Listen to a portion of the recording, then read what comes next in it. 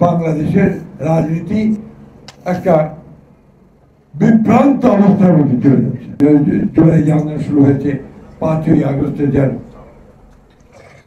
শেষ হয়েছে শেখ হাসিনার এই দেশ থেকে চলে যাওয়া নিয়ে অনেক আশা আকাঙ্ক্ষা ভরসা নিয়ে আমরা 16 বছর লড়াই করেছি। ফ্যাসিবাদের বিরুদ্ধে বিএনপি লড়াই করেছে, প্রফিট অফ ভায়োলেন্স। এইভাবে সারা বিশ্বেই কিন্তু তার একটা প্রভাব ছড়িয়ে পড়ছে তার রাজনীতি। মৌলানা আব্দুল হামিদ খান ভাসানী এই দেশের স্বাধীনতার স্বপ্ন দেখেছিলেন বহু আগে, সেটা আপনারা শুনেছেন। মৌলানা আব্দুল হামিদ খান ভাসানী এই দেশকে রাষ্ট্রকে একটা সত্যিকার অর্থেই কল্যাণমূলক রাষ্ট্র হিসেবে দেখতে চেয়েছিলেন, সেটা তিনি দেখে যেতে পারেননি।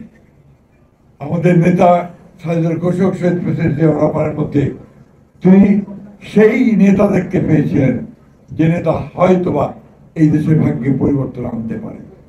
সেই নেতাও বেশি দিন থেকেনি, মাত্র 3 বছর পরে শহীদ প্রেসিডেন্ট জিয়াউর রহমানকে আমরা হারিয়েছি। বন্ধুগণ, আমরা যারা বিএনপি করি আমাদের একটা দায় আছে মৌলানা আব্দুল হামিদ খান ভাসানীর প্রতি। সে দায়টা হচ্ছে তিনি আমাদের নেতাকে শহীদ প্রেসিডেন্ট জিয়াউর রহমানকে তিনি দোয়া করেছিলেন এবং অনুমতি দিয়েছিলেন বশির আহমদ জাদু মিয়াকে যে জিয়াউর রহমানের সঙ্গে একসাথে কাজ করো, যে কারণে পরবর্তীকালে বশির আহমদ জাদু মিয়া সাহেব তার ন্যাপকে নিয়ে বিএনপির সঙ্গে মার্চ করে গিয়েছিলেন, একখানে হয়েছিলেন। আজকে যে বিএনপিতে দেখবেন যে একটু বয়স্ক যারা আছেন বেশিরভাগই কিন্তু সেই ন্যাপ থেকে আসা মানুষ, অর্থাৎ মার্চ করে গিয়েছিলেন। এই যে দায়গুলো, এই দায়গুলো আমাদের স্বীকার করা উচিত। আমাদের মৌলানা আব্দুল হামিদ খান ভাসানীর বই পড়া উচিত, তার জীবনী পড়া উচিত এবং তাকে আমাদের ফলো করা উচিত। বন্ধুগণ, আমরা সেটা করি না, আমরা আজকাল কেউ পড়ি না, পড়াশোনা তো বাদ দিয়ে দিয়েছি। এই একটা মোবাইল সেট আছে, এটার মধ্যে যত রকমের ফেসবুক আর যেটা করতে থাকি, আর কোনো কিছু দেখার আমাদের দায় আমাদের কাছে নাই। এবং সেই জন্যই আজকে বাংলাদেশের রাজনীতি একটা বিভ্রান্ত অবস্থার মধ্যে চলে যাচ্ছে, কনফিউজ পলিটিক্স। এমন এমন জিনিস এসে ঢুকছে যেটা বাংলাদেশের মানুষ চিন্তাই করতে পারে না, যেটা বাংলাদেশের তোর নয়, আত্মা নয়। আজকে দুর্ভাগ্যক্রমে এই বর্তমান সময়টা অত্যন্ত একটা জটিল সংকটের সভাপতি হয়েছে।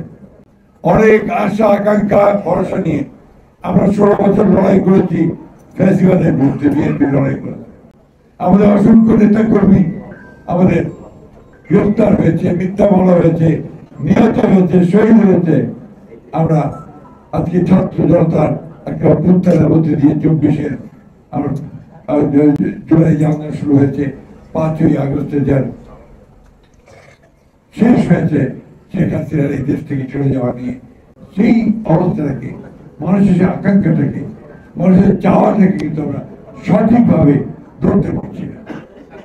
আজকে এই সরকার, অন্তর্বর্তীকালীন সরকার আমাদের সকলের সমর্থনে তারা এসছে, চেষ্টা করেছে যে রাজনৈতিক কাঠামোটাকে একটা জায়গায় নিয়ে আসা, কিন্তু সেটা কতদূর এই জনগণের আশা আকাঙ্ক্ষার সঙ্গে তার সামঞ্জস্য থাকছে সেটা কিন্তু এখনো বলার সময় আছে। আমরা বারবার বলেছি যে নির্বাচনই হচ্ছে একমাত্র পথ যা দিয়ে একটা ট্রানজিশন টু ডেমোক্রেসি, গণতন্ত্রে আমরা যেতে পারবো এবং জনগণের আকাঙ্ক্ষাকে সেখানে আমরা প্রতিফলিত করার চেষ্টা করতে পারবো।